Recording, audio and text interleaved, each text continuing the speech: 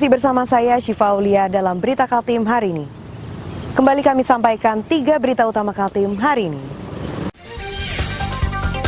Seorang kuasa direktur di Samarinda dijadikan tersangka perkara korupsi di perusahaan umum daerah atau Perusda senilai 21,2 miliar rupiah.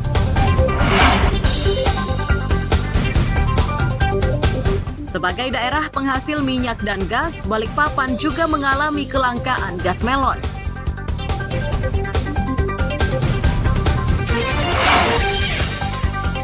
Pemeriksaan kesehatan gratis yang akan diterapkan di Kalimantan Timur disimulasikan.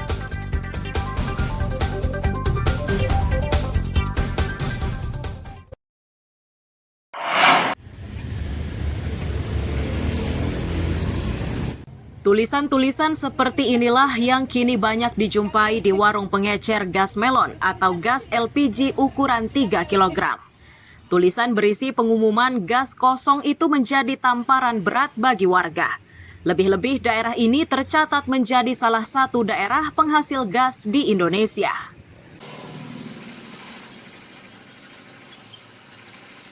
Sebelumnya, pengecer gas melon mengaku pasokan gas melon mulai sulit didapat sejak awal Januari 2025. Para pengecer ini tidak lagi diberi jatah oleh agen, menyusul aturan dari Kementerian Energi dan Sumber Daya Mineral yang tidak memperbolehkan pengecer menjual gas melon.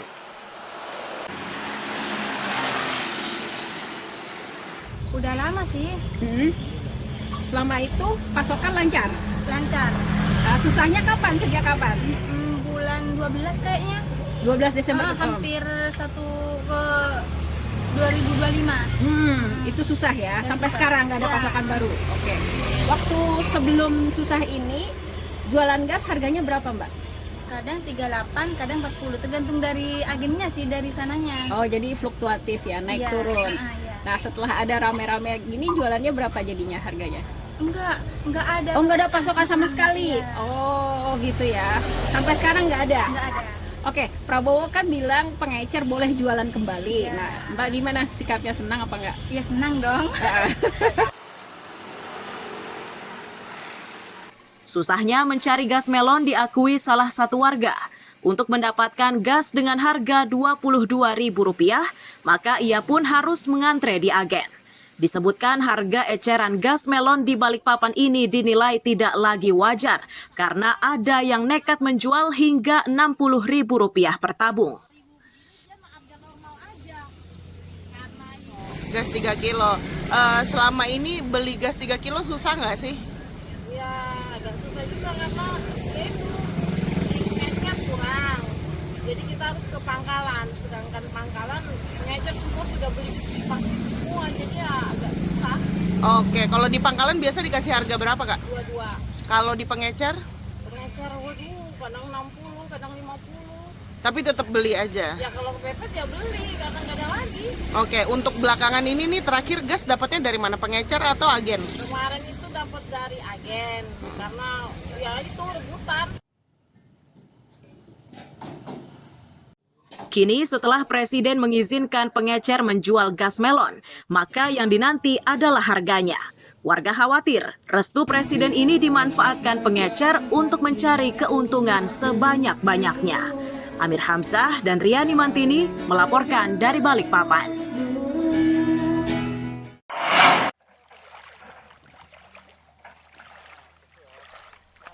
Banjir yang menggenangi perumahan Korpri Pelita 8 Blok C2 Sambutan ini mulai terjadi sejak Senin 2 pekan lalu.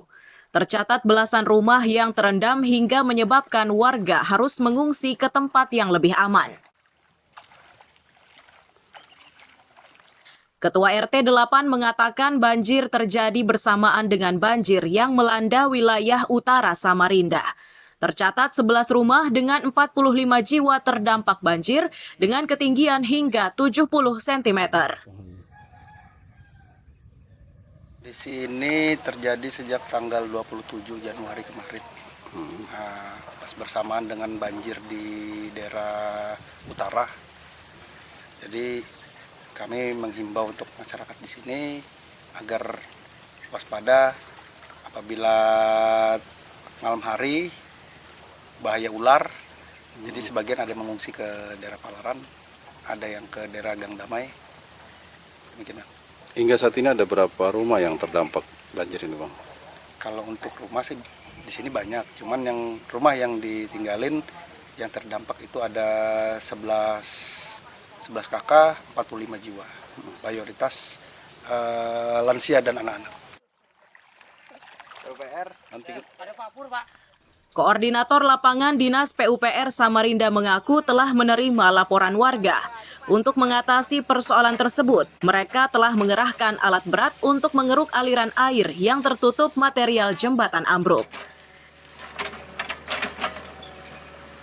Utamakan RT apa itu kalau minta bantuan, kalau yang tidak bisa pakai alat eksamini kita pakai manual, tersedia manual, pakai ada satgasnya. Kalau yang bisa eksamini bisa, kita pakai eksamini supaya kerjaan kita cepat. Penyebabnya apa sih Pak banjir di perumahan ini, Pak? Penyebabnya itu ada gorong-gorong ambruk, jembatan yang kita lewatin hari-hari gitu. Karena itu jembatan itu dari kayu, belum permanen. Dari kayu balok-balok itu kan kayunya rapuh, akhirnya turun dia. Selain upaya penanganan, warga juga berharap agar akses jalan segera dilapisi semen. Warga mendesak perbaikan dilakukan segera karena akses jalan di kawasan tersebut masih memprihatinkan. Amir Hamzah dan Iswanto melaporkan dari Samarinda.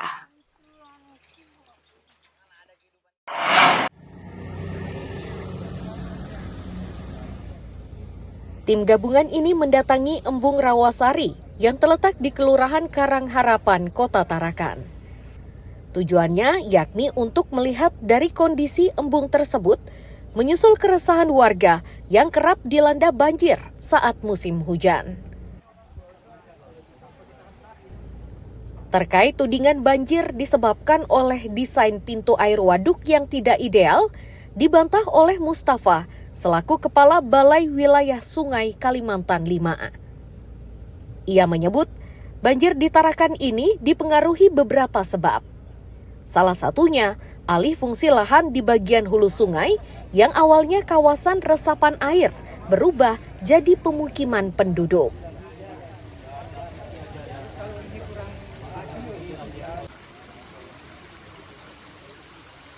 Jadinya tata guna lahan di atas. Jadi catchment area mulai dari sini, dari bangunan rawa ini sampai dengan di hulu sana itu terjadi perubahan tata guna lahan sangat signifikan.